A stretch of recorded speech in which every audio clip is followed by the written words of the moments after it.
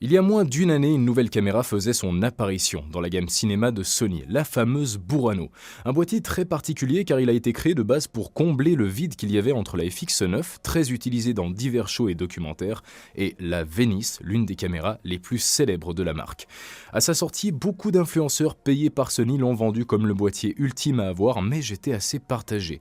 Effectivement, je trouvais qu'en termes de spec, la Burano était vraiment très intéressante. Au niveau du capteur, on est sur un plein format avec une monture PL et E-mount de 8,6K avec lequel on peut filmer jusqu'à 30 images secondes tout en restant en 8K, 6K jusqu'à 60 images secondes avec un léger crop et 4K 120 images secondes mais cette fois-ci en Super 35.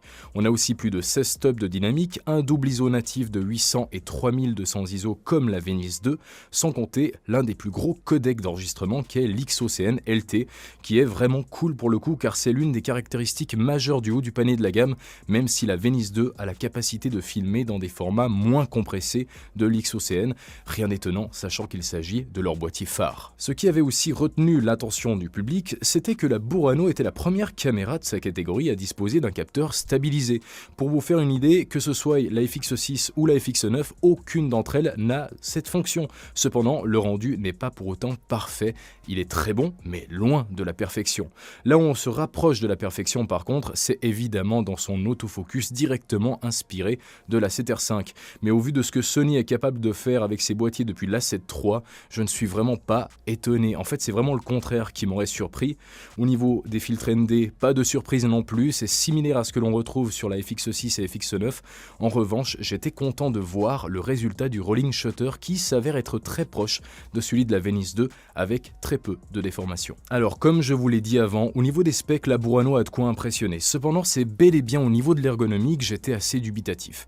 Certes, il y a de bonnes choses, comme la possibilité d'utiliser de l'E-mount et du PL-mount qui sont directement inclus à l'achat, le choix des CF Express de type B ou encore celui de mettre du V-mount à l'arrière, ce qui booste automatiquement la durée d'utilisation de la caméra, tout ça c'est génial. Mais on parle quand même d'une caméra pesant plus de 2,85 kg, presque 2 kg de plus que mon FX6, ce qui rend le côté run and gun moins intéressant dans l'idée où vous voulez rester vraiment le plus léger possible lors d'un tournage. De plus, en termes d'accessoires fournis, il n'y a pas de poignée supérieure ou latérale permettant un contrôle du boîtier.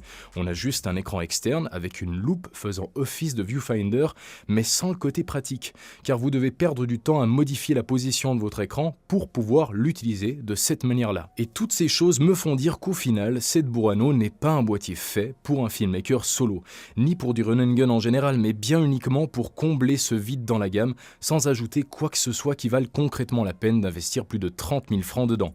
La seule chose qui aurait pu rendre vraiment la chose intéressante, c'est si elle avait partagé cette possibilité de détacher son bloc capteur comme le fait la Venice 2. Si ça avait été le cas, ça aurait été une masterclass, mais pour l'instant ce n'est pas le cas, malheureusement. Espérons tout de même qu'à l'avenir ce soit possible, mais de manière générale, c'est vrai que pour l'instant, cette Burano n'est pas la plus grande réussite de Sony. Ça reste un bon boîtier, mais encore une fois, trop cher pour ce qu'il a à offrir. Je vous conseillerais plutôt de vous diriger vers une Red Raptor X, bien plus efficace au niveau des specs, plus légère puisqu'on est sur 1,8 kg, un poil plus cher certes, mais croyez-moi, ça vaut le coup et je vous ferai d'ailleurs un épisode dédié. En tout cas, j'espère que vous avez apprécié cet épisode et nous, on se revoit la prochaine fois dans une nouvelle vidéo. Alors d'ici là, portez-vous bien.